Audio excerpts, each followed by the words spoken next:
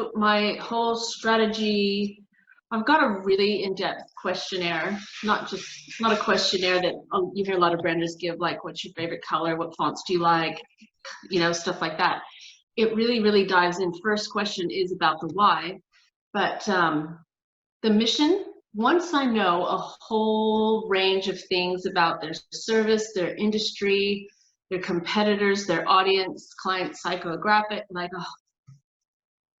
a giant range of things, during the strategy session, the one-on-one workshop that I have, that's where I extract the mission. And I don't do, this is one of the things that really annoyed me.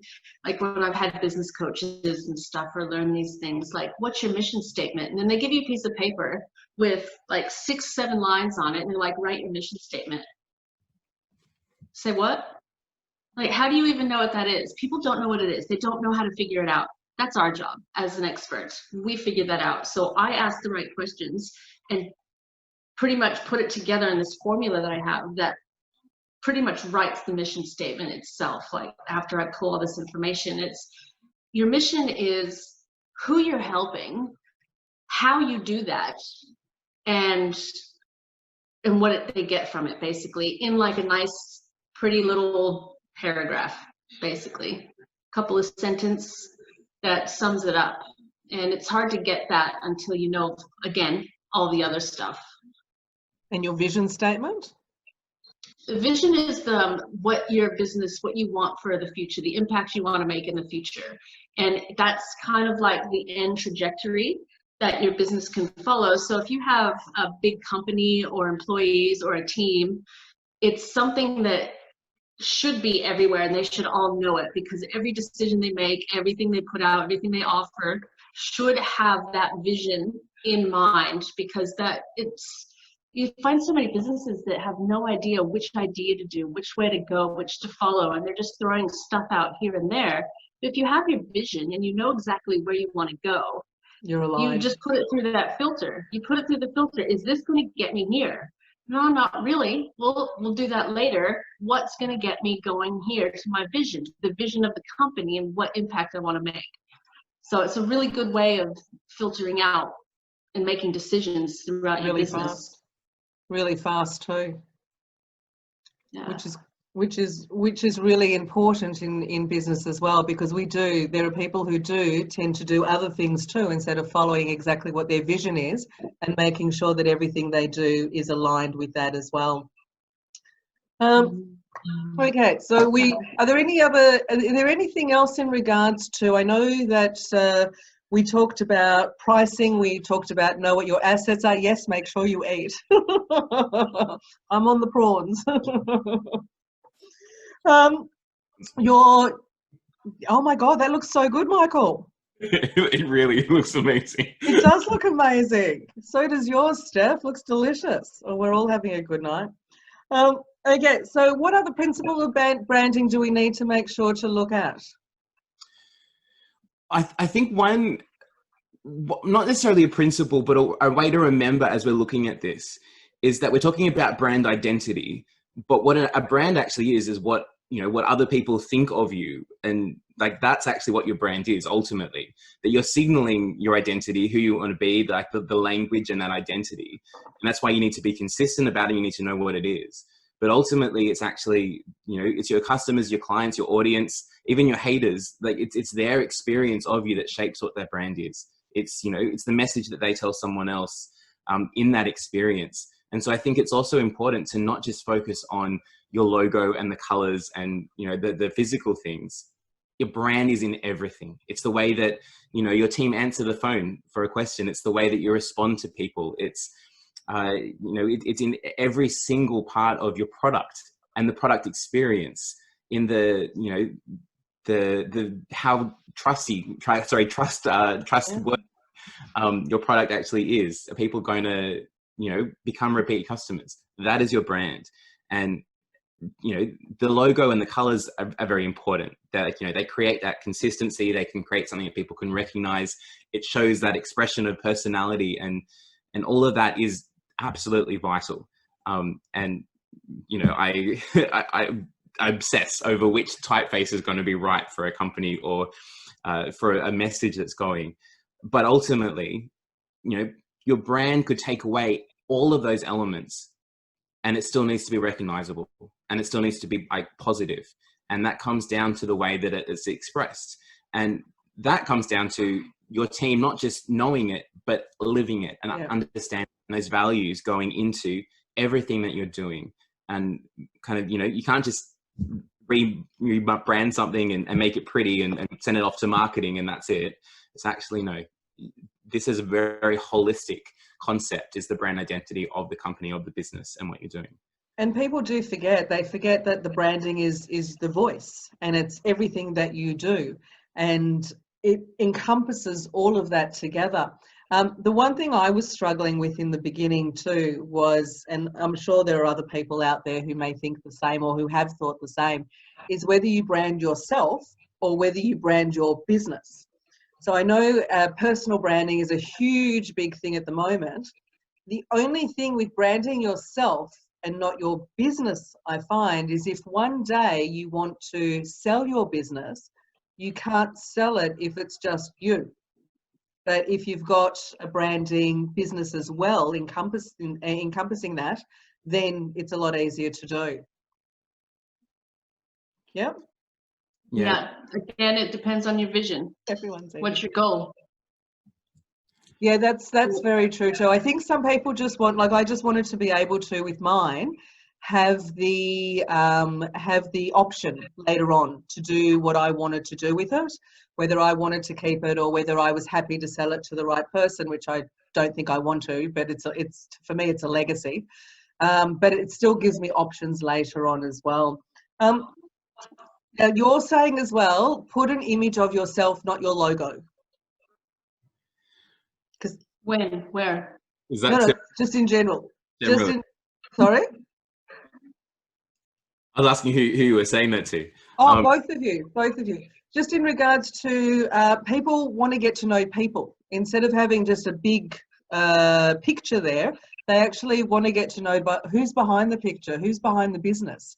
You know, who are we trusting here? Are we trusting just a logo, or are we trusting this person with our business, or to help make our business better as well?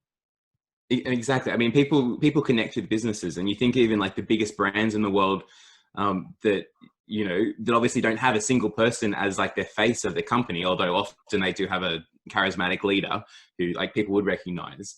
But you look at all their advertising, it's about people. It's about bringing people together. It's like, you know, it's very visible in what they're actually doing, because people, you know, people buy from people. People connect with people.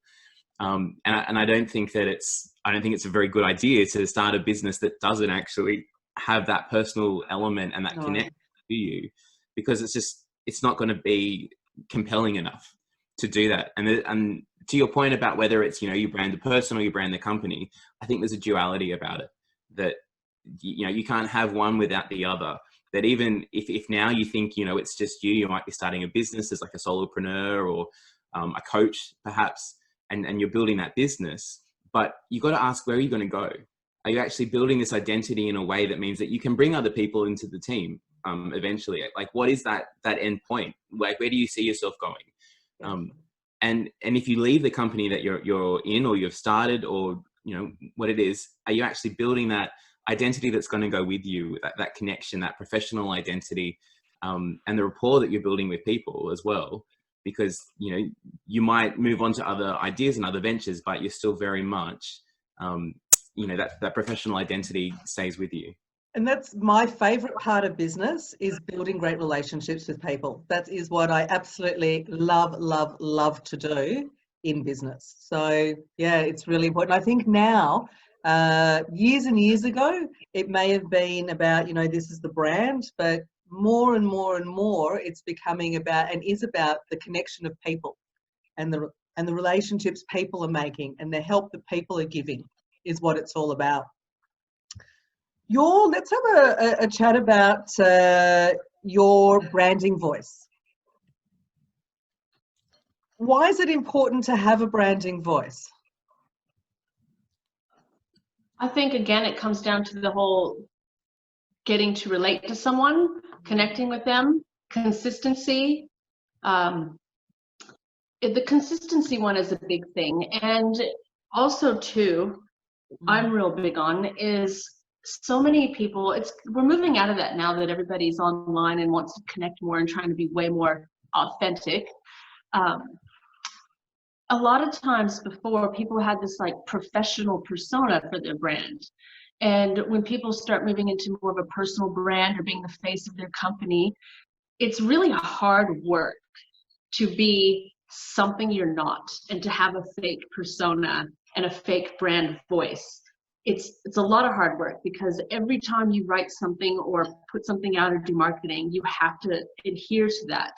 And you're not being yourself. And then if you're working one-to-one with clients, as opposed to a company who just sells products to the masses, Yeah. if you're working with coaches again, or someone like us, one-to-one, you've got this persona here, this prim and proper professional persona that's fake, but you're this way, and then they come and work with you, you might not gel with them. They might be a really terrible client, or you might be a terrible service provider for them because they're attracted to that prim and proper, if that's not really who your brand is, and you're faking that, and they'll be attracted not to you, and you're not going to be attracted to them. That's kind of like a little internal thought that I had about that. But your brand voice, it just gives flavor to your messaging that people can relate to.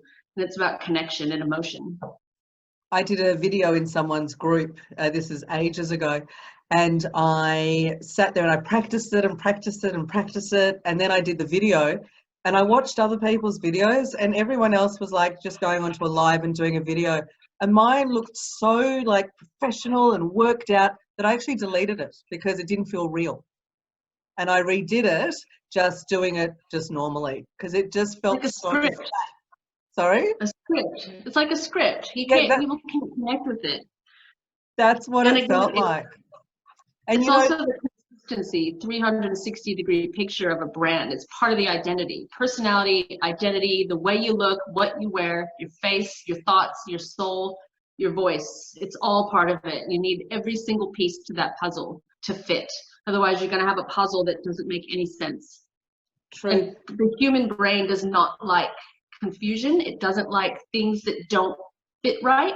It wants to fix it, or it runs away and doesn't want to look at it. And you don't want to do that to potential clients. And the easier we make things and more consistent and more aligned for clients as well, the easier it's more user friendly for them as well. And the whole client, what's the word I'm looking for?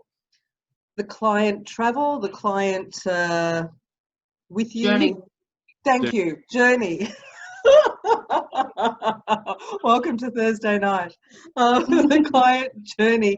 It makes it a lot easier for them as well, which is really important. And I just want to say to people too, there are a number of people who say, but it's not perfect. I just need to tell you that there is no such thing as perfection. People want to see the real you. You know, what I think is perfect, you may not. What you think is perfect, I may not. And what we both think is perfect right at this moment, in a week's time, we may change our mind, because during that week, you and I have had different experiences as well that may have changed our mind of what we thought. So there is no such thing as perfection, doesn't exist. Get your work out there. And, you know, in business, it's about tweaking as you go.